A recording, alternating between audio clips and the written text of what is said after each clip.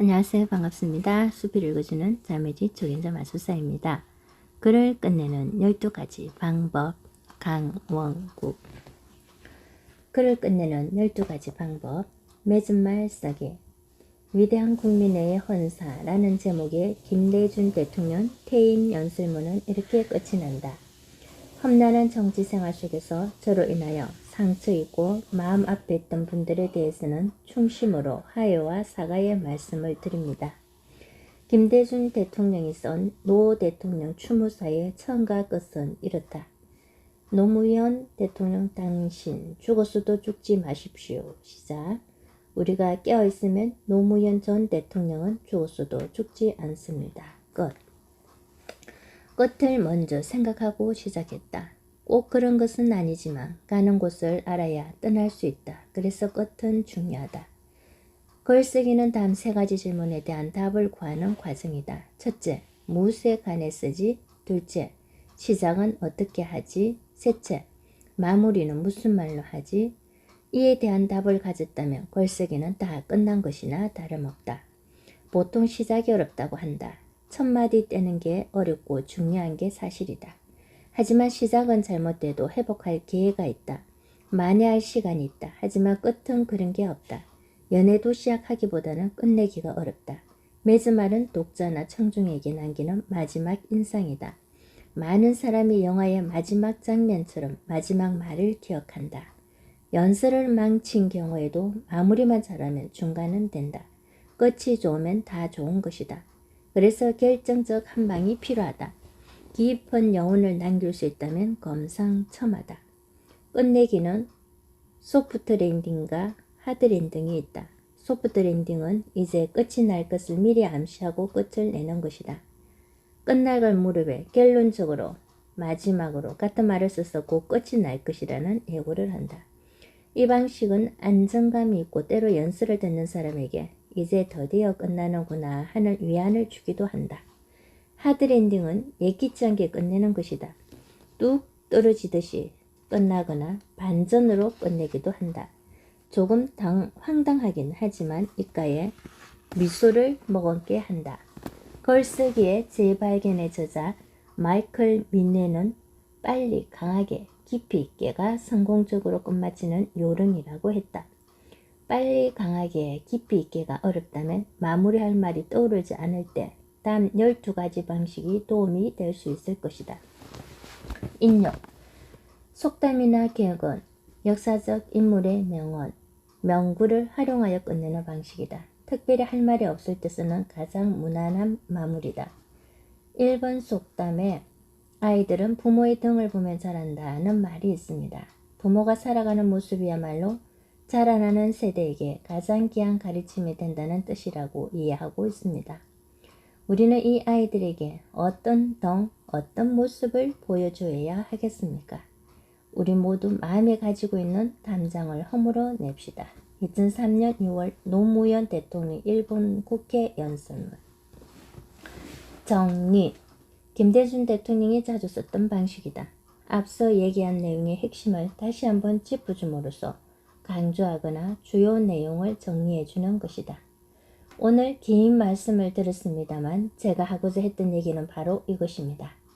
결론적으로 말씀드리면 이를 다시 정리하면 앞서 살핀 것처럼 청유, 당부, 호소, 당부하거나 권유할 내용을 뭐뭐 합시다 하면서 마무리한다.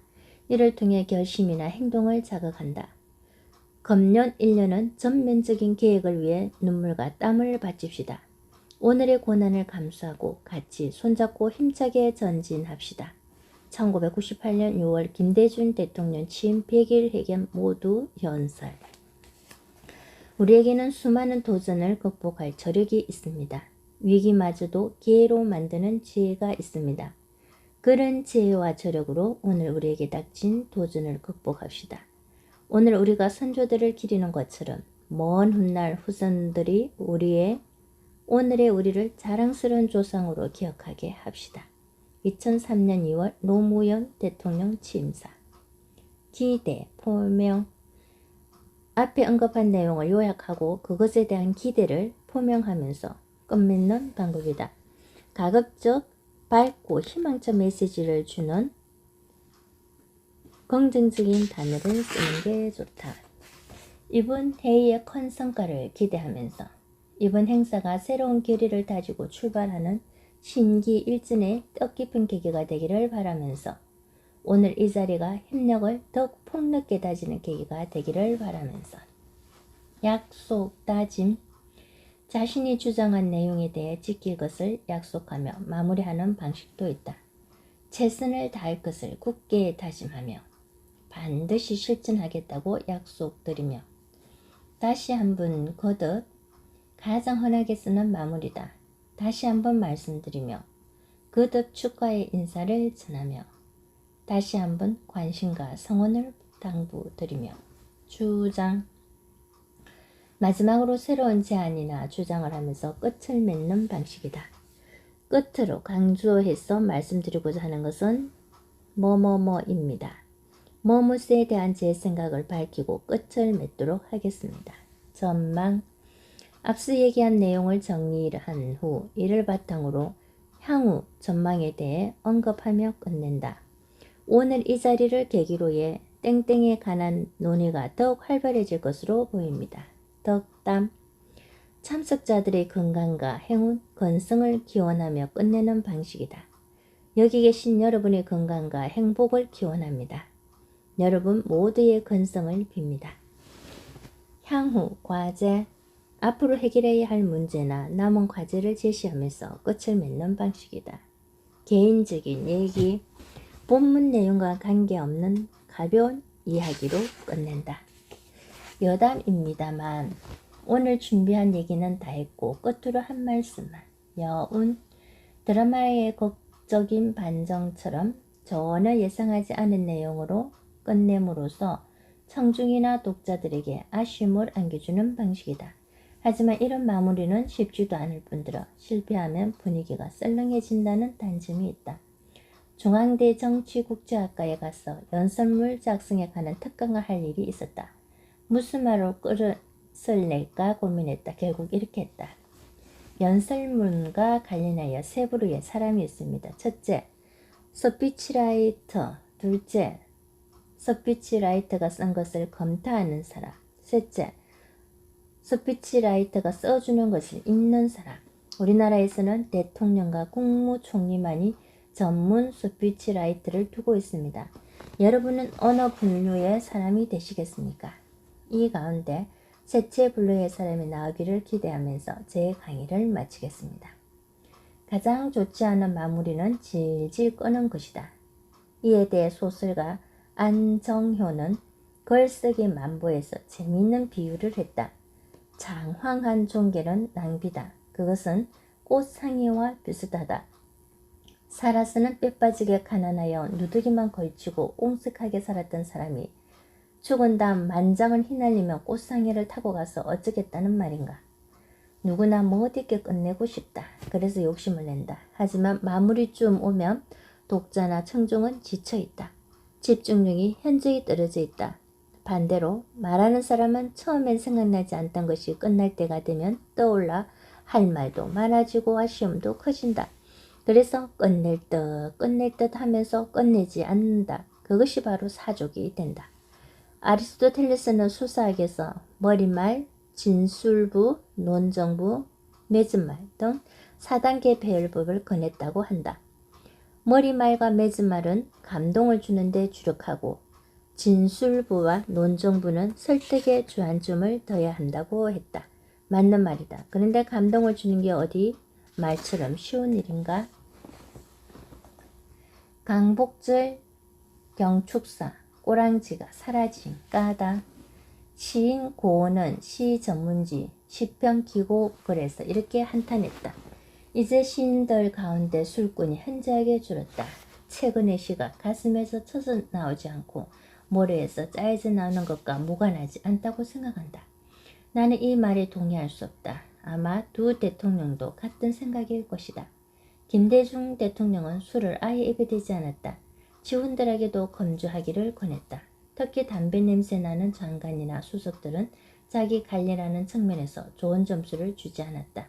물론 직접 후회는 안 했지만 킁킁 냄새를 맡는 신용으로 엄중한 경고를 보냈다. 그래서 흡연자가 대통령을 뵈러 갈 때는 양치질을 물로 가글까지 하는 게 필수였다.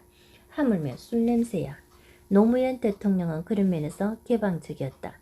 심지어 인수위원회 직전까지만 해도 당선자와 같이 담배 피우는 것이 허용될 정도였다.